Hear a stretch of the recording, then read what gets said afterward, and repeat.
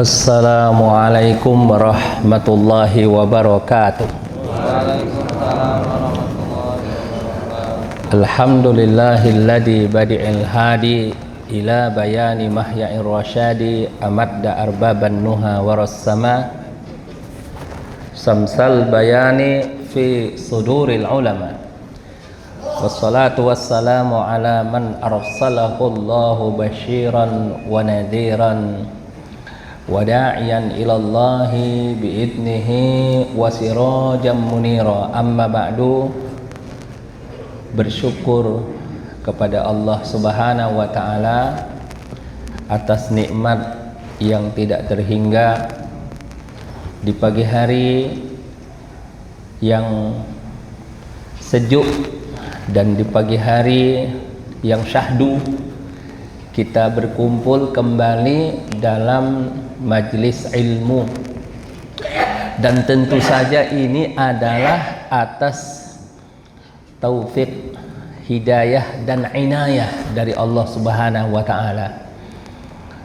Maka oleh karena itu setiap langkah yang kita langkahkan, setiap waktu yang kita sisihkan, setiap tenaga yang kita kerahkan, mudah-mudahan menjadi catatan amal kebaikan di sisi Allah Subhanahu wa ta'ala. Amin. Amin ya rabbal alamin. Tak lupa salawat dan salam kepada baginda Rasulullah sallallahu alaihi wasallam. Beliau adalah teladan kita. Ya, beliau adalah syafi'una yang akan memberikan syafaat kepada kita nanti di yaumil akhir. Maka kita membangun kedekatan kita dengan beliau dengan memperbanyak salawat. Ya.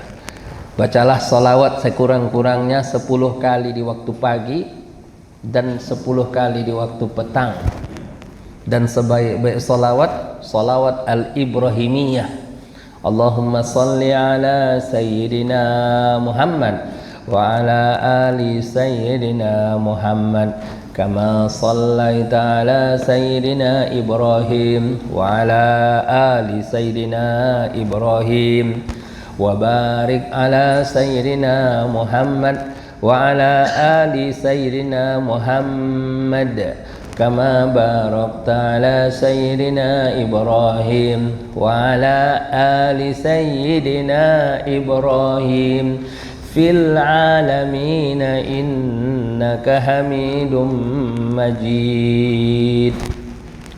Hari ini hari istimewa karena bertepatan dengan tanggal 12 Rabiul Awal, di mana yang merubah kehidupan dunia, ya, yang menyebarkan dakwah, yang membawa risalah Nabi kita Muhammad sallallahu alaihi wasallam dilahirkan, ya.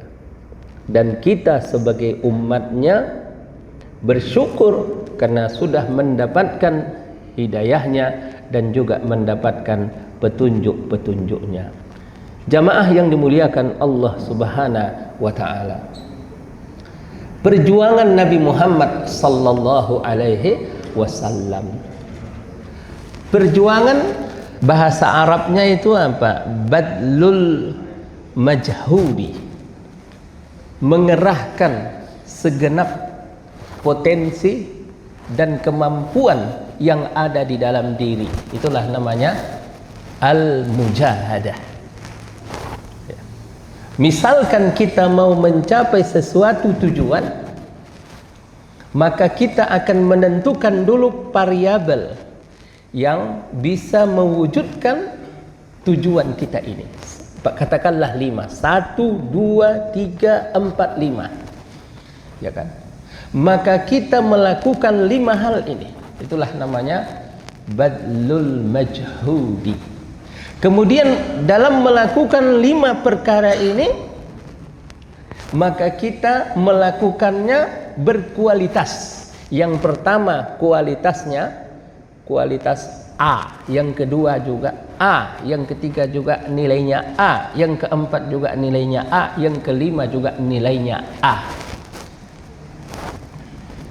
Jadi tidak setengah-setengah, ya. tidak asal, ya, tidak sekedar menggugurkan kewajiban. Itulah yang dikatakan perjuangan. Makanya tiada perjuangan tanpa pengorbanan dan tiada perjuangan tanpa kesabaran. Ya. Allah sudah berjanji, walladzina jahadu fina lanahdiyannahum subulana. Surah apa itu? Al-Ankabut. Orang-orang yang bermujahadah, orang-orang yang mengerahkan segenap kemampuan dan potensi yang ada di dalam dirinya, ya, Allah akan memberikan hidayah, ya.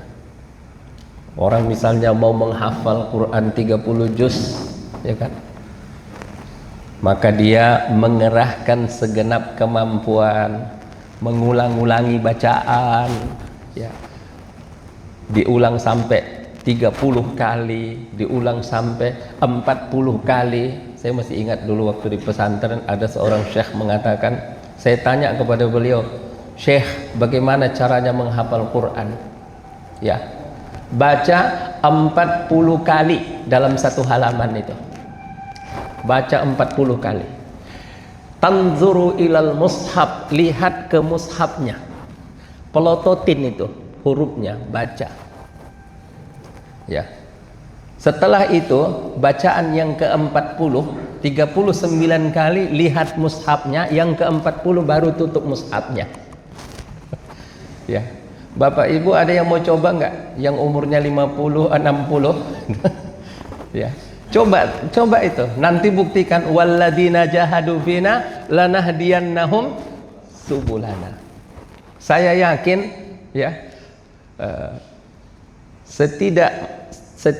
tidak mampunya orang, ya kan, kalau sudah dibaca 40 kali dengan melihat mushaf, nanti pas waktu baca hurufnya pun terbayang, Pak.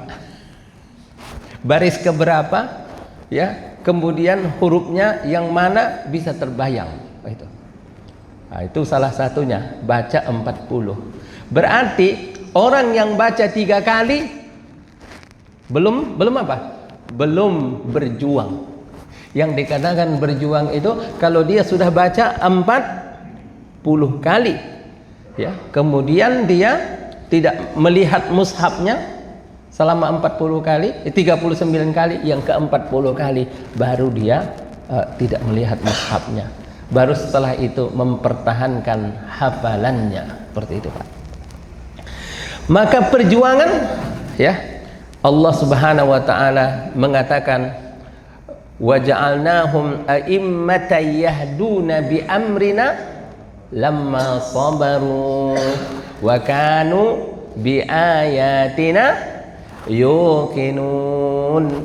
Kunci kesuksesan dan kunci keberhasilan ada 2. Dan kami jadikan mereka pemimpin.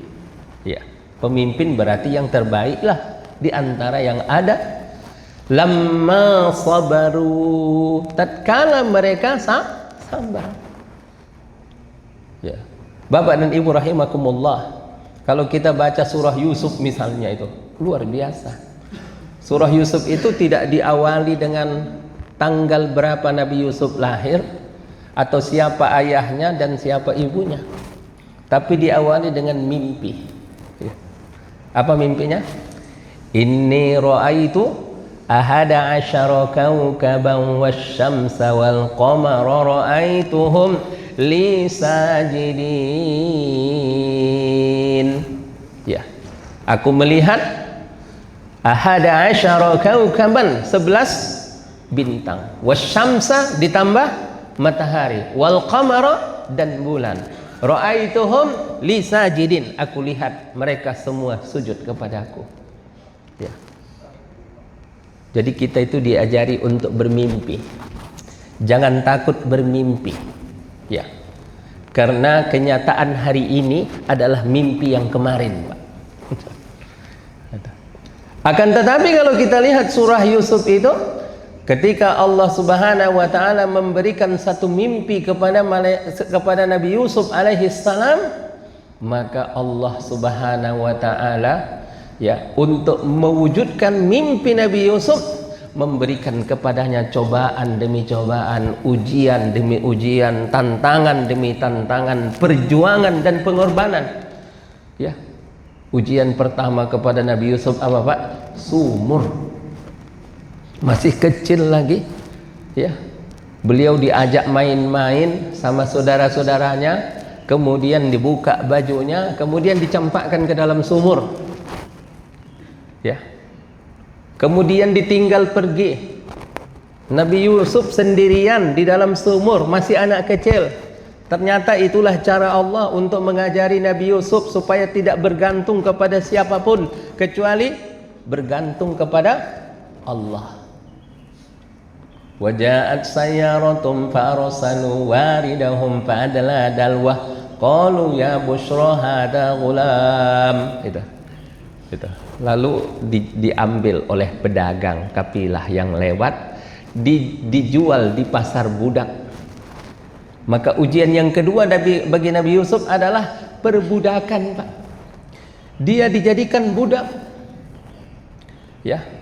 Karena dia akan menjadi pemimpin negara. Karena dia akan menjadi pemimpin bangsa. Dia harus dari bawah, dia harus merasakan penderitaan. Dia harus merasakan kesulitan yang dialami oleh rakyatnya dan dialami oleh bangsanya. Maka dia mengalami perbudakan itu. Setelah itu dia dibeli oleh raja dan dibesarkan di dalam istana. Ya. Tapi ujian kali ini adalah ujian yang lebih berat lagi. Ujian apa? Ujian digoda oleh wanita. Ya. Walau di dalam surah Yusuf itu dikatakan qad syaghafaha hubba inna lanaraha fi dhalalin mubin wa laqad hammat bihi wa hamma biha laula arra'a burhana rabbih. Itu. Dan wanita Imra'atul Aziz jatuh cinta kepada Nabi Yusuf alaihi salam. Sebenarnya jatuh cinta nggak apa-apa, Pak. Asal apa? Asal tidak ditindaklanjuti itu. Jatuh cinta seorang laki-laki kepada wanita sah nggak itu? Sah. Yang nggak sah apa, Pak? Yang nggak sah apa, Pak? Kalau bukan mau menikah, dicarilah Instagramnya, dicarilah Facebooknya, dicarilah nomor WA-nya. Itu bermasalah nanti gitu ya. Tapi kalau sekedar lintasan di hati, semua orang pasti ada itu.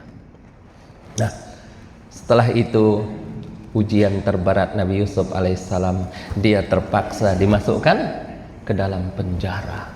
Itu. Wala illam yaf'al ma amuruhu bihi la yusjananna wa la yakuna minas sakhirin. 11 tahun. Setelah itu barulah Allah mewujudkan mimpi Nabi Yusuf alaihissalam. Allah ajarkan kepadanya takwil mimpi. Lalu dia keluar dari penjara dan diangkat jadi Perdana Menteri. Artinya apa, Bapak dan Ibu rahimakumullah? Tiada keberhasilan, tiada kesuksesan tanpa perjuangan, tanpa pengorbanan, ya, tanpa bersusah payah. Kadang-kadang kita hanya melihat keberhasilan itu, tapi kita lupa melihat bahwa di balik keberhasilan itu ada orang yang berpeluh, ada orang yang berkeringat, ada orang yang lelah, ya, ada orang yang bergadang sepanjang malam tidak tidur, ada orang yang hatinya selalu dagdikduk, ya, ada orang yang hatinya tidak tenang. Kenapa? Karena dalam perjuangan seperti itu, perjuangan Rasulullah Sallallahu Alaihi Wasallam.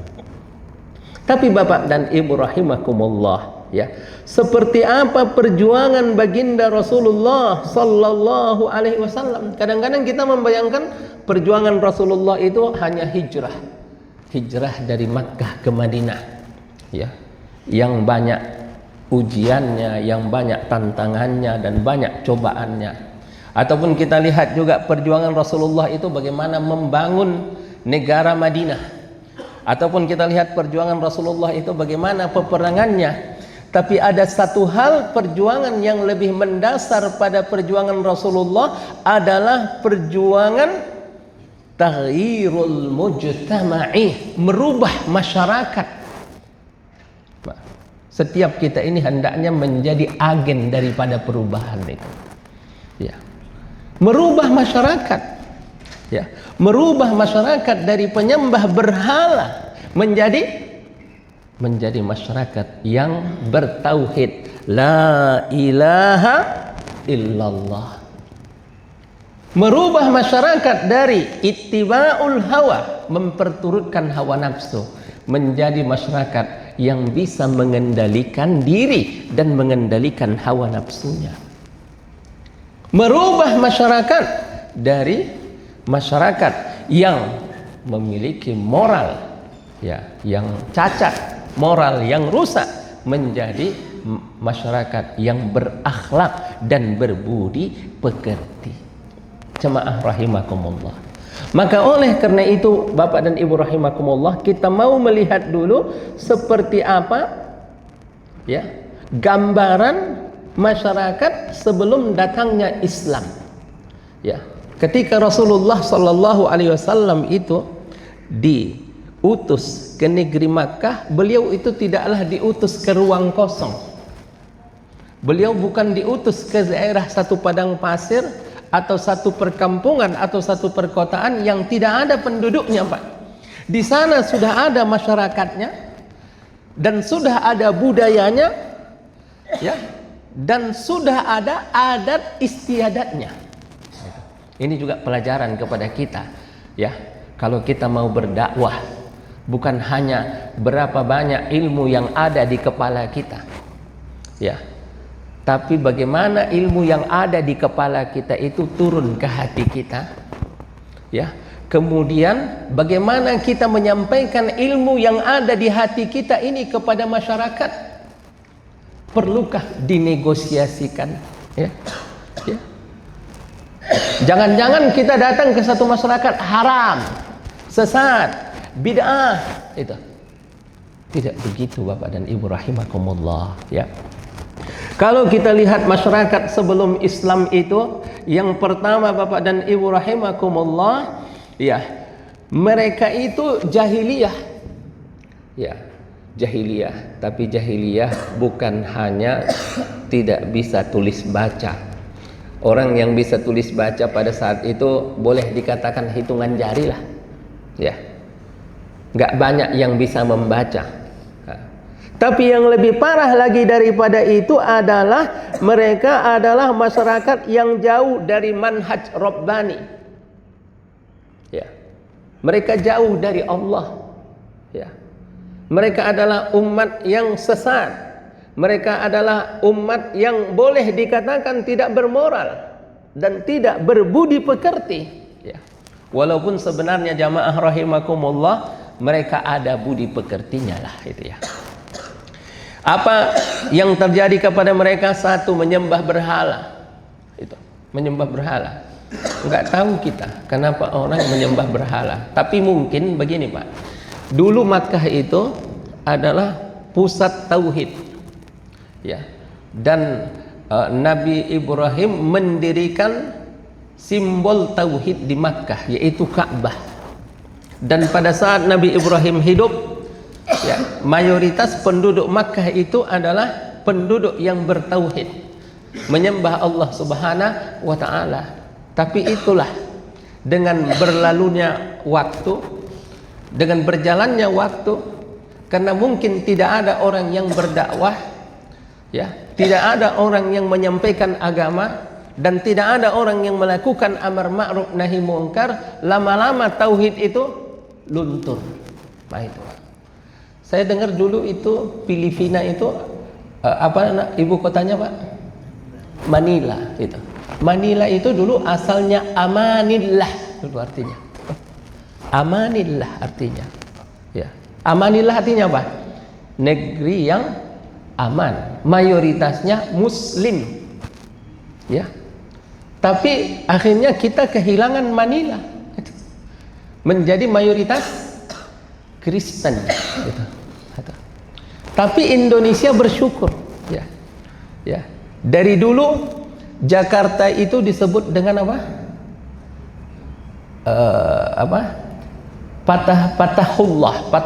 Fathullah dia apa? Kemenangan. Jaya kan kemenangan ya.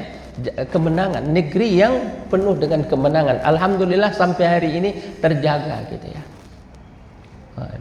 Andalusia dulu adalah negara tauhid ya. Tapi akhirnya berubah hari ini menjadi negara apa, Pak? Menjadi Spanyol atau apa? Ya, Spanyol dan mayoritas Kristen pada hari ini. Nah, jadi jamaah yang dimuliakan oleh Allah Subhanahu wa taala, masyarakat pada saat itu adalah jauh dari Allah ya. Pertama mereka menyembah berhala. Kemudian minum khamar, berjudi, ya, rentenir, perang antar suku, melakukan perampokan, menzalimi yang lemah, memakan harta anak yatim. Masya Allah, bayangkan Bapak dan Ibu rahimakumullah, berdakwah di zaman ini dengan berdakwah di zaman itu. Nabi SAW diutus ke suatu masyarakat yang mana di situ orangnya pemabuk, preman, penjudi, rentenir, perampok, ya, premanisme, apalagi pemakan harta anak yatim. Luar biasa tantangan yang dihadapi oleh baginda Rasulullah Sallallahu Alaihi Wasallam. Jadi ini dia before sebelum, ya. Nanti kita lihat bagaimana hasil perjuangan Rasulullah Sallallahu Alaihi Wasallam. Perang antar suku biasa, Pak, ya. Karena permasalahan sepele, karena permasalahan kecil, bisa saja berperang sampai 10 tahun itu. Nah, jamaah yang dimuliakan oleh Allah Subhanahu wa taala. Akan tetapi sebenarnya walaupun tadi kita katakan masyarakat jahiliyah itu adalah masyarakat yang bobrok, masyarakat yang kurang budi pekerti, tapi mereka sebenarnya punya budi pekerti, ya. Nah, apa budi pekerti mereka? Mereka sebenarnya punya sifat-sifat, sisa-sisa dari ajaran Nabi Ibrahim itu. Misalkan mereka sangat memuliakan tamu, Pak. Ikramud dhaif. Kalau datang tamu ke rumahnya, dia tak segan-segan motong kambing, memasak masakan yang paling enak, dan sangat menghormati dan memuliakan tamu. Ini ada sebelum datang Islam. Dan mereka juga misalnya adalah memiliki sifat kedermawanan luar biasa. Jadi jamaah haji yang datang itu dari berbagai penjuru, nanti orang-orang kaya di Mekah itu memberikan makanan, memberikan layanan kepada para jamaah haji. Bagus pada saat itu sebelum datang Islam, ya. Mereka juga ingin menjadikan dirinya terhormat. Maksudnya tidak mau melakukan hal-hal yang tidak pantas dan tidak seyogyanya. Mereka juga punya sifat keberanian, pemberanian luar biasa. Nah, akan tetapi jamaah yang dimuliakan oleh Allah Subhanahu wa taala, itulah gambarannya. Makanya Nabi itu dikatakan innama bu'istu liutammima makarimal akhlak. Sesungguhnya aku diutus untuk menyempurnakan akhlak, untuk meluruskan, untuk membersihkan, ya, untuk menyesuaikan akhlak yang sudah ada tadi. Nah, jamaah rahimakumullah yang dicintai oleh Allah Subhanahu wa taala. Kembali kepada bagaimana perjuangan Nabi sallallahu alaihi wasallam. Jadi kalau begitu, siapa yang menjadi korban dari sebuah masyarakat jahiliyah itu, ya, yang tadi kita bilang masyarakatnya yang pertama penyembah berhala, peminum khamar, berjudi, rentenir, perang antar suku, perampokan, kezaliman, memakan anak yatim. Yang menjadi korbannya apa? Yang menjadi korbannya adalah kemanusiaan. Kemanusiaan, Pak. Kalau kita mau menilai suatu bangsa, suatu masyarakat, maka kita mau melihat dulu yang pertama misalnya bagaimana mereka memperlakukan kaum wanita. Apakah ada diskriminasi? Itu. Lihat bagaimana mereka memperlakukan wanita. Hari ini alhamdulillah wanita luar biasa perlakuannya kepada mereka. Bahkan suami-suami pun takut sama istrinya itu ya. Jenderal sehebat-hebatnya di kantor, kalau di rumah dia apa? Takut dia sama istrinya itu ya. Bagaimana di zaman dulu perempuan, Pak? Yang di zaman dulu seorang perempuan itu la yarisna, tidak ada warisan. Sekaya apapun bapak dan ibunya, kalau meninggal, aturan yang berlaku di masa jahiliyah, anak perempuan tidak dapat warisan. Itu luar biasa ya. Itu sama sekali nggak dapat. Itu. Yang kedua, bapak dan ibu rahimakumullah, anak perempuan apa? Wa idal mau'udatu su'ilat, ditanam hidup-hidup. Ya. Apabila lahir anaknya perempuan, iswaddat wajhuhu, wajahnya menjadi hitam, tidak tersenyum, tidak gembira, tidak bahagia, karena bagi dia anak perempuan ini akan menjadi aib. Apalagi perempuan pada saat itu diwarisi. Ya. Jadi kalau ada seorang bapak yang dulu Pak, poligami itu tanpa batas. Masa jahiliyah Pak. Bukan 4, tapi tidak ada batasnya. Terserah orang mau kawin berapa. Itu. Yang penting banyak duitnya, penting banyak emasnya. Itu luar biasa perlakuan mereka kepada wanita. Apalagi bapak dan ibu rahimakumullah, ya. Ya. Itulah keadaan perempuan di zaman tersebut.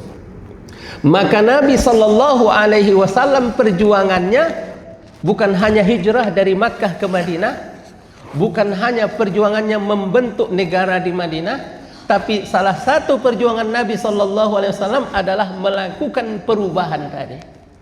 Dan ini bukan tugas yang mudah, dan ini bukan tugas yang ringan, bapak dan ibu rahimakumullah. Maka kalau kita perhatikan dakwahnya Nabi itu bukan sekedar mengajak orang bagaimana sholat malam, bagaimana puasa Senin Kamis, dan bagaimana supaya orang tilawah Quran, tidak. Tapi memang betul-betul ingin merubah masyarakat yang ada pada saat itu. Dan Islam mengembalikan martabat manusia.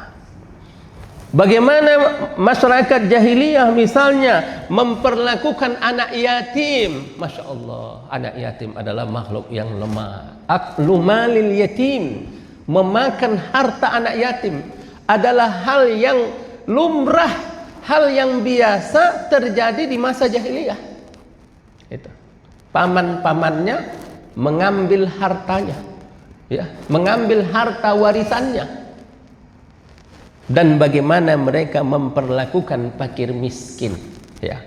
Wa idza qila lahum anfiqu mimma razaqakumullah qalu anut'imu man law yasha'ullahu at'amah in antum illa fi dhalalin mubin. Apabila dikatakan kepada mereka, bagi dong fakir miskin, kasih dong makan mereka, apa kata mereka? Allah aja nggak mau ngasih makan mereka, katanya. Ngapain kita mau ngasih makan mereka? Itu. Luar biasa jamaah yang dimuliakan oleh Allah Subhanahu wa taala. Nah, ini berlanjut, Pak. Maka oleh karena itu bapak dan ibu rahimakumullah, bagaimana manhaj atau bagaimana metode yang dilakukan Nabi sallallahu alaihi wasallam untuk melakukan perubahan tadi. Itu. Saya mau mengatakan begini, bayangkan Pak, ada sebuah masyarakat, ya, yang di sana tadi penjudi, pemabuk, penyembah berhala, peminum khamar, penzina, rentenir, premanisme. Apakah ini bisa dirubah dalam satu hari? Apakah ini bisa berubah dalam waktu yang singkat? Jawabannya tidak. Ya, jawabannya tentu saja tidak. Maka oleh karena itu bapak dan ibu rahimakumullah, ya, Maka Nabi sallallahu alaihi wasallam melakukan perubahannya itu adalah perubahan dari dalam dulu. Nabi tidak langsung mengatakan berhenti kalian berzina, berhenti kalian riba, berhenti kalian apalagi mabuk-mabukan, berhenti kalian memakan harta anak yatim. Beliau tidak mengeluarkan instruksi dan beliau tidak melakukan pelarangan. Tapi apa yang dilakukan oleh Nabi sallallahu alaihi wasallam, maka Nabi sallallahu alaihi wasallam menyampaikan perubahan itu dari dalam, bukan dari luar. Dan ini adalah pelajaran kepada bapak dan ibu dan kita semua. Kalau kita mau merubah akhlak dan budi pekerti anak kita, keluarga kita, tetangga kita, masyarakat kita, jangan mengatakan berhenti main judi, berhenti mabuk-mabukan, berhenti ini. Itu dia berhenti pada saat itu, tapi cuma sebentar. Saya kritisi dari pesantren juga ya. Gitu. Dulu waktu di pesantren itu, seolah-olah saya rasakan itu perubahan itu karena kita dipakein jubah, Pak. Kemana-mana kita pakai jubah itu, jubah putih, sorban putih, ya kan? Pakai sorban lagi di kepala dililitkan, ya. Dengan pakaian itu, maka kita menjaga sikap, menjaga akhlak, menjaga budi pekerti, gitu ya. Bagus sih, bagus gitu ya. Tapi yang parah adalah ketika udah tamat dari pesantrennya, karena perubahan di dalam itu tidak kuat, maka ketika udah lepas dari pesantren, pergi terjun ke masyarakat, berubah, Pak. Ya, dia menjadi larut di masyarakat itu, dan lama-lama hilang apa yang selama ini ada akhlak-akhlak budi pekerti yang baik yang dibangun bertahun-tahun di dalam pesantren tadi. Maka sebuah pesantren pun kalau mau membangun perubahan pada anak-anak didiknya, jangan lupa membangunnya dari dalam. Ya. Kalau bapak dan ibu rahimakumullah mengatakan kepada anak-anak, nak, jangan judi, jangan mabuk, jangan ini, dia akan patuh kepada kita di depan kita. Dia akan nurut di depan kita, tapi di belakang kita bagaimana? Maka Nabi sallallahu alaihi wasallam ketika melakukan perubahan itu, manhaj Nabi sallallahu alaihi wasallam adalah dari mana? Dari hati. Hatinya dulu yang dirubah. Makanya kalau judul kita itu kan apa tadi? Judulnya perjuangan Nabi sallallahu alaihi wasallam apa? Merubah dari apa? Dari jahiliyah menjadi masyarakat yang memiliki budi pekerti. Jadi bagaimana caranya? Yang pertama perubahan dari dalam dulu. Apa yang dirubah oleh Nabi sallallahu alaihi wasallam? Mari kita lihat Bapak dan Ibu rahimakumullah. Yang pertama tauhid. Kenapa tauhid? Kenapa yang pertama dirubah Nabi? Annama ilahukum ilahu wahid. Apa artinya? Sesungguhnya Tuhan kamu hanyalah Tuhan Allah yang Maha Esa. Ya. Apa pentingnya? Ya, dakwah kepada tauhid itu? Dakwah kepada tauhid itu pentingnya adalah bahwasanya Nabi sallallahu alaihi wasallam membangun melalui suatu pertanyaan, man khalaqas samawati wal arda. Dari situ, Pak. Siapa yang menciptakan alam semesta? Siapa pemilik alam semesta? Siapa yang mengatur alam semesta? Siapa penguasa alam semesta? Jawabannya Allah.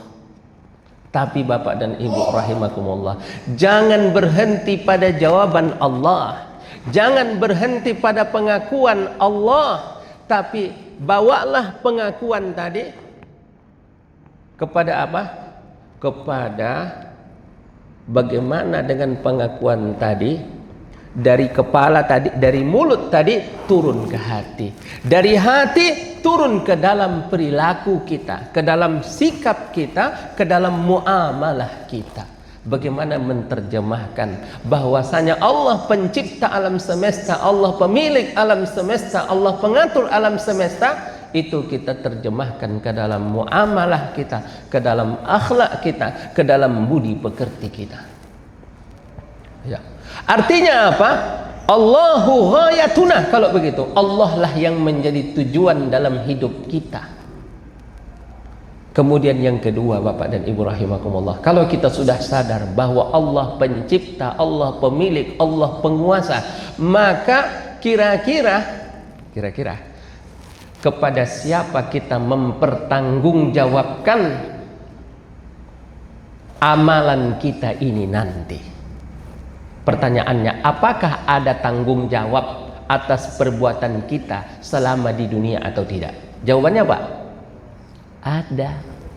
Ada pertanggungjawaban. Jadi yang dibangun oleh Rasulullah adalah jiwa yang memiliki rasa tanggung jawab. Ya. Itu yang pertama, Bapak dan Ibu rahimakumullah. Ya, makanya kalau kita lihat Bapak dan Ibu rahimakumullah, bagaimana iman tadi yang mengakui annama ilahukum ilahu wahid, bahwasanya Tuhan kamu adalah Allah yang Maha Esa. Artinya bagaimana tauhid tadi bisa menciptakan perubahan demi perubahan. Ya, bagaimana menciptakan apa? Perubahan dalam akhlak, perubahan dalam budi pekerti, dan perubahan dalam moral. Dan itu dibangun daripada apa? Menanamkan perasaan tanggung jawab, Bapak dan Ibu rahimakumullah. Begini contohnya, Bapak dan Ibu rahimakumullah. Kalau seseorang itu, misalkanlah dia sudah menyadari bahwasanya tidak ada Tuhan kecuali Allah subhanahu wa ta'ala, maka tidak seyogyanya dan tidak semestinya dan tidak seharusnya dia menjadikan harta sebagai Tuhannya. Silakan mencari harta, ya, silakan berusaha, silakan mengejar dunia, tapi jangan itu yang utama. Kalau dia sudah sadar bahwa Allah lah Tuhannya, maka janganlah dia menjadikan hawa nafsu sebagai Tuhannya. Kalau dia sudah sadar bahwa Allah lah Tuhannya yang tidak ada sekutu baginya, maka janganlah dia menjadikan kekuasaan sebagai Tuhannya. Ya. Ini yang harus dibangun, itu Allahu ghayatuna. Ya. Kalau kita telah merubah di dalam hati manusia itu, misalkan Bapak dan Ibu rahimakumullah, orang yang sudah berkeyakinan bahwa Allah Maha melihat. Allah Maha melihat. Apakah dia berani berbuat zalim? Apakah dia berani bertindak semena-mena? Apakah dia berani menyakiti orang? Apakah dia berani curang? Apakah dia berani berbohong? Kalaulah misalnya seseorang itu meyakini bahwasanya Allah melihatnya, apakah dia mencuri? Apakah dia berzina? Tidak mungkin, Bapak dan Ibu rahimakumullah. Kalau seseorang meyakini bahwasanya Allah mengetahui yang tampak dan yang tersembunyi, apakah dia akan korupsi? Apakah dia akan curang? Apakah dia akan berbohong? Apakah dia akan mengurangi timbangan? Makanya di situ dikatakan akmalul mu'minina imanan ahasinuhum akhlaqa. Manusia yang paling sempurna akhlaknya adalah manusia yang paling sempurna keimanannya. Artinya semakin kuat keimanannya, semakin baiklah budi pekertinya. Artinya budi pekerti yang baik itu berangkat dari iman yang bagus, iman yang kuat. Nah, itu dia rahasia keberhasilan dakwah Rasulullah sallallahu alaihi wasallam dengan metode yang dilakukan oleh baginda Nabi sallallahu alaihi wasallam. Nah, oleh karena itu Bapak dan Ibu rahimakumullah, ya, Sebenarnya orang-orang jahiliyah itu sudah memiliki akhlak dan budi pekerti. Ya, Nabi bukan menciptakan akhlak yang baru untuk mereka. Mereka sebenarnya sudah ada budi pekertinya. Mereka sudah punya keberanian. Ya. Tapi keberanian itu kadang-kadang hanya untuk pamer. Ya, keberanian itu hanya untuk menzalimi. Keberanian itu hanya untuk berkelahi. Gitu. Maka datanglah Islam yang dibawa oleh Rasulullah, bagaimana mengarahkan keberanian ini untuk membela apa? Keberanian. Ya, bukan untuk pamer, bukan untuk gagah-gagahan, bukan untuk kelihatan sebagai preman, tapi bagaimana kebenaran itu, keberanian itu digunakan untuk membela kebenaran. Misalkan Bapak dan Ibu rahimakumullah, mereka ahlul jahiliyah itu memiliki sifat kedermawanan. Mereka kalau datang tamu menyembelih kambing. Tapi di dalam hatinya sudah ada. Hari ini saya menyembelih kambing dan ingat-ingat Pak, kalau saya datang ke rumahmu, jangan sampai engkau cuma menyembelih ayam. Sekurang-kurangnya engkau juga menyembelih kambing. Dan satu lagi, kedermawanannya itu, ya, model jahiliyah itu adalah bagaimana itu supaya viral dan bagaimana supaya dia terkenal sebagai orang dermawan. Itu Pak yang ada di masa jahiliyah. Mungkin di masa sekarang juga ada begitu. Ya, kalau bikin pesta 3 hari 3 malam, ya undang sana. Tapi bukan tujuannya lillah. Datanglah Islam bagaimana mengarahkan kedermawanan itu, menjadikannya karena Allah Subhanahu wa ta'ala. Atau misalnya orang jahiliyah itu memiliki akhlak, ya, membela orang-orang lemah. Itu sudah ada di masa jahiliyah. Nah, Bapak dan Ibu rahimakumullah, maka Nabi sallallahu alaihi wasallam menggunakan manhaj at-takhalli qabla tahalli. Itu apa namanya? Takhalli itu artinya pengosongan, tahalli artinya menghiasi.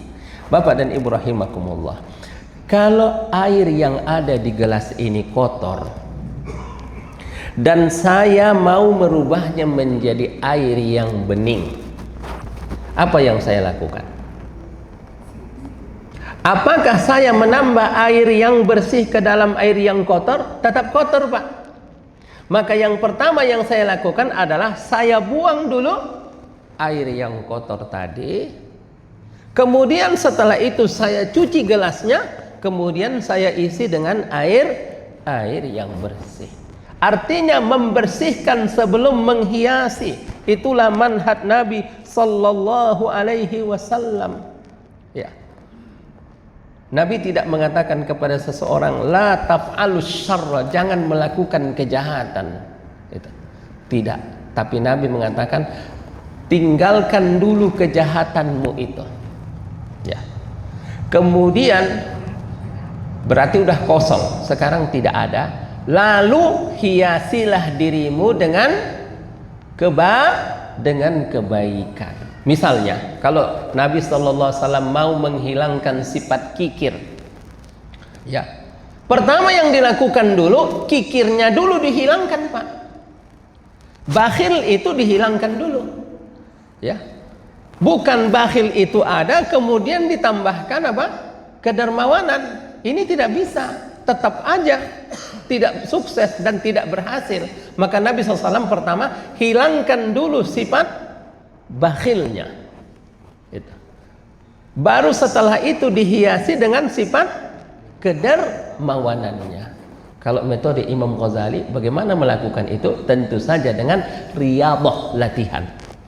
Kalau kita sudah melakukan 90 hari katanya berturut-turut, Bapak misalnya mau menghasilkan sifat kedermawanan, bagaimana caranya? Coba berimpak selama 90 hari berturut-turut Pak. Tidak pernah tinggal gitu.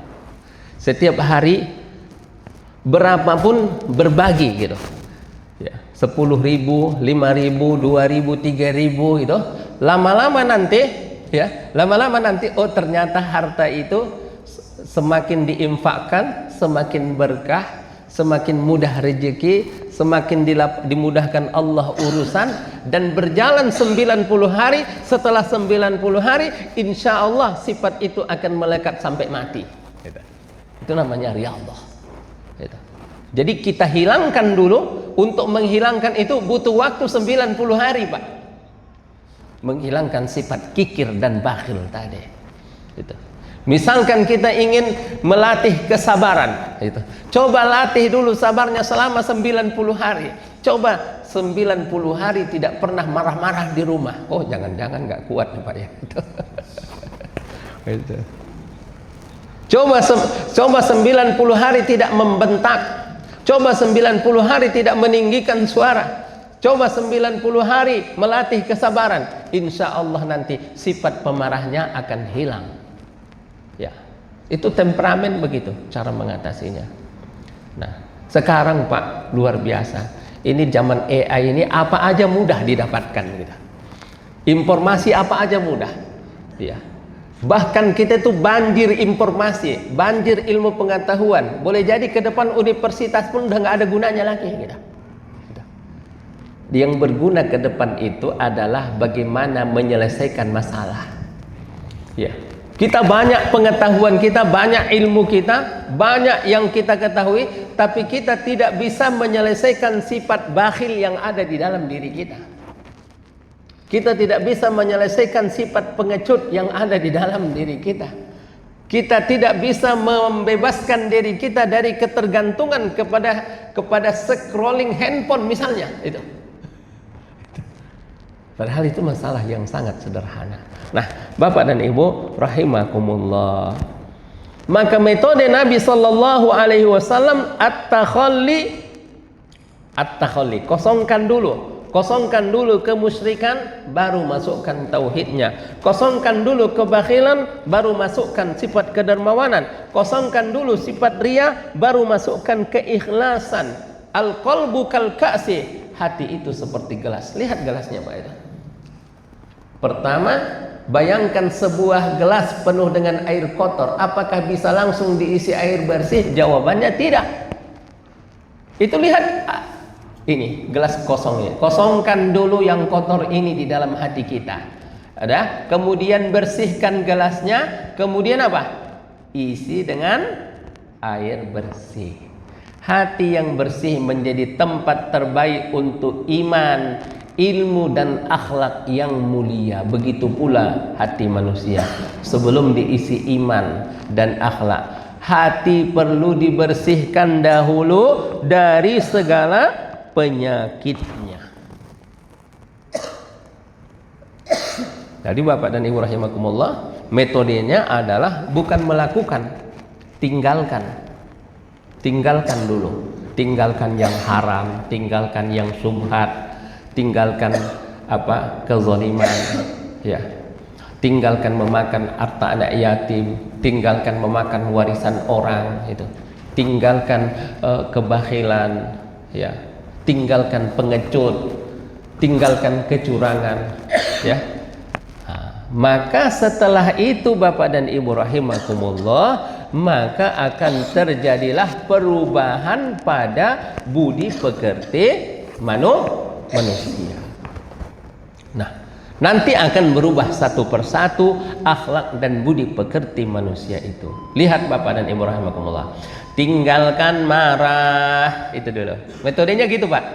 Tinggalkan gibah, tinggalkan kikir, tinggalkan riya, tinggalkan sombong, tinggalkan dendam, tinggalkan zalim. Islam bukan hanya melarang keburukan, tapi setelah itu ganti marah dengan sabar, ganti gibah dengan hifzul lisan, ganti kikir dengan dermawan, ganti riya dengan ikhlas, ganti sombong dengan tawadu, ganti dendam dengan memaafkan, ganti zalim dengan keadilan. Itu metodenya kalau mau merubah. Ya. Hilangkan dulu sifat-sifat madmumah, sifat-sifat tercela. Ini metodenya Imam Ghazali juga. Ini metodenya Imam Ibnul Qayyim. Nah, itu. Nah, kalaulah kita belum menghilangkan sifat-sifat buruk yang ada di dalam diri kita, kemudian kita langsung ingin bersifat dermawan, ingin langsung bersifat berani, ingin bersifat ikhlas, ingin bersifat tawadhu, tapi sombongnya belum dihilangkan, tidak bisa. Seperti gelas tadi, Pak. Nah, Bapak dan Ibu rahimakumullah, Nabi mengubah cara berpikir itu dulu, Pak. Ya. Makanya Nabi SAW mengubah mindset orang itu, mengubah cara berpikir. Ya. Salah satu metode Nabi adalah mengubah makna yang sudah dikenal oleh masyarakat. Dulu, Pak, di masyarakat jahiliyah itu begini, unsur akhaka zaliman aw mazluman. Bantulah saudaramu, bantulah orang sesuku denganmu, baik dia zalim ataupun dizalimi. Baik dia dizalimi ataupun dia menzalimi. Ya. Nabi tetap menggunakan itu.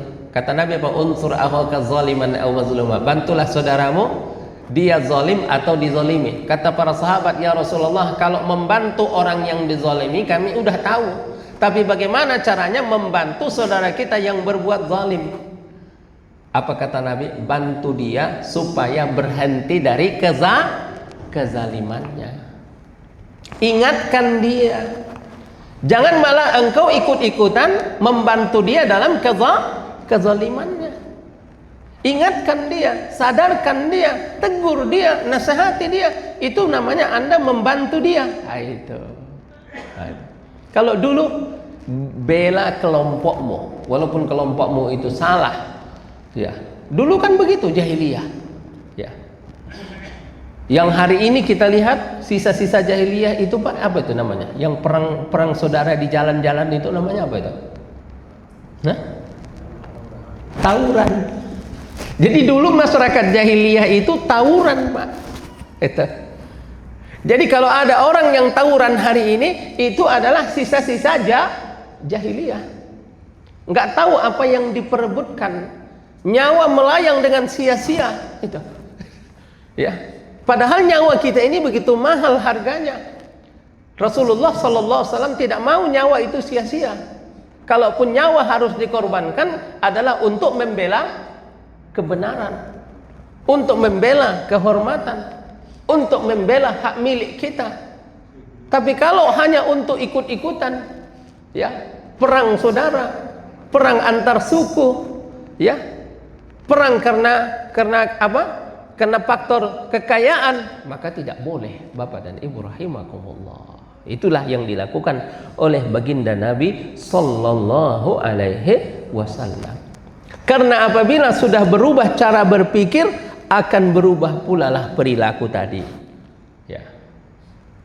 Misalkan di sini, ya, pemikiran yang lalu itu pecah belah, Pak. Masyarakat jahiliyah itu gampang sekali terpicu perselisihan, pertikaian, permusuhan dan kebencian. Maka dalam ayat itu dikatakan wa'tasimu bihablillahi jami'an wala tafarraqu. Itu. Bahkan setelah mereka masuk Islam pun, ketika sudah di Madinah, ada cekcok terjadi antara apa? Asistennya Sayyidina Umar dengan orang penduduk pribumi. Itu Madinah Al-Munawwarah. Ya, Umar ini kan apa? Pendatang. Jadi asistennya Umar ini cekcok dengan penduduk asli. Datanglah orang Yahudi mengatakan apa? Beri makan anjingmu, nanti setelah dia kenyang dia akan menggigitmu.